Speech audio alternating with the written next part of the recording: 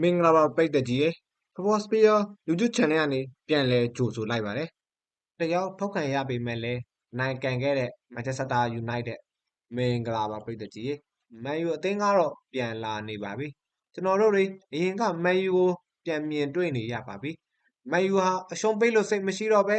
ပွဲချိန်ပြည့်ရေကုန်ရေကန်းကစားခဲ့ပါတယ်တယောက်ထုတ်ခံရတာတောင်နိုင်ကစားပြီးမန်ယူကပါလဲဆိုတာကိုပြသခဲ့ပါတယ်တိုးတက်လာတဲ့ကစားပုံတွေကောင်းမွန်တဲ့ကစားကွက်တွေကိုမြင်တွေ့ခဲ့ရပြီးဟယ်ရီမကွိုင်းယာကလည်းမန်ယူအသင်းအတွက်ဘလောက်ရေးပါလဲဆိုတာကိုပြသခဲ့ပါတယ်။နီးပြအာမိုရီဟာသူ့အသင်းရဲ့လိုအပ်ချက်ကိုသိသွားပြီးနောက်မှာတော့ဘရူနိုဖာနန်ဒက်ကိုကွင်းလယ်မှာပဲသုံးခဲ့ပြီးခန်းစစ်ကနေတိုက်စစ်ကိုချိတ်ဆက်ပေးမဲ့ကစားသမားအဖြစ်သုံးခဲ့ပါတယ်။ကွင်းလယ်အဖြတ်လို့ပြောလို့ရမဲ့ဥကာတေးကခက်စစ်လိုင်းနီးပါဆင်ဆော်ခဲ့ရပြီးဘောလုံးကိုအကွက်မြင်မြင်ဖန်တီးတာတွေထက်တင်ဘောတွေကောင်းကောင်းမလုပ်နိုင်ခဲ့ပါဘူး။ခန်းစစ်ကိုစင်ကိုဖို့အဓိကကစားတဲ့ဥကာတေးကဒီပွဲမှာဘောလုံးထိချက်30ပဲရှိခဲ့ပြီးသူနဲ့တွဲဆော့တဲ့ဘရူနိုဖာနန်ဒက်ကဘောလုံးထိချက်81ချက်ထိရှိခဲ့ပါတယ်။ဒါဟာဘရူနိုဖာနန်ဒက်ကကွင်းလယ်မှာဘလောက်အရေးပါလဲဆိုတာကိုပြသခဲ့ပြီးဘက်အပ်ကိုဘယ်လိုစတင်ပေးတယ်။တိုက်စစ်လမ်းကြောင်းကိုဘယ်လိုပုံမပေးတယ်ဆိုတဲ့နေရာမှာအဓိကကြာနေခဲ့ပါတယ်။ပွဲကတော့ထုံးစံအတိုင်းပဲမန်ယူအသင်းကအထနေခဲ့ပြီး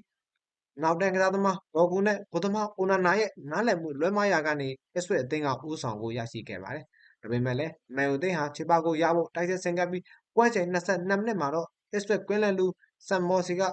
ကိုသွင်းခဲ့လို့မန်ယူအသင်းဟာခြေပကိုရရှိခဲ့ပါတယ်။ခြေပကိုရပြီးတိတ်မကြခင်မှာပဲမန်ယူအသင်းဟာနောက်တစ်ဂိုးကိုရရှိခဲ့ပြီးဒီလစ်ကသွင်းယူပေးခဲ့ပါတယ်။နှစ်ဂိုးတဂိုးနဲ့အနိုင်ရနေချိန်ပွဲတွင်အသာရနေချိန်မှာတော့မန်ယူပေတော်မကစားသမားဒေါ်ကူက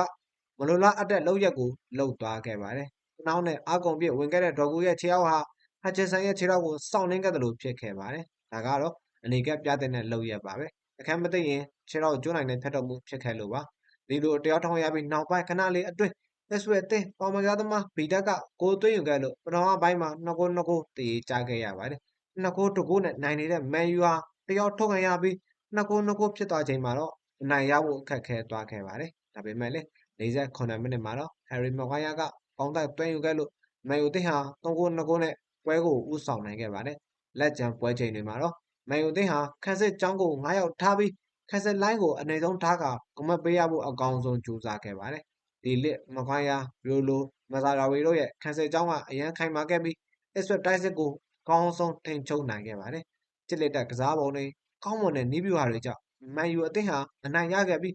လှပတဲ့နေ့ရက်တွေကိုဖြတ်တန်းနိုင်ခဲ့တာပဲဖြစ်ပါတယ်။ဒါပေမဲ့လည်းတိုက်စစ်ကစားသမားတွေဖြစ်တဲ့စစ်စီနဲ့ဟော့လန်တို့ကတော့ဂိုးသွင်းနိုင်မှုလိုအပ်နေဆဲပဲဖြစ်ပါတယ်။ဒီနိုင်ပွဲကြောင့်မန်ယူအသင်းဟာအဆင့်14နေရာကိုတက်လှမ်းနိုင်ခဲ့သလိုဒီပြအာမိုရီရဲ့ကစားကွက်ကလည်းတဖြည်းဖြည်းရုပ်လုံးပေါ်လာခဲ့ပြီပဲဖြစ်ပါတယ်။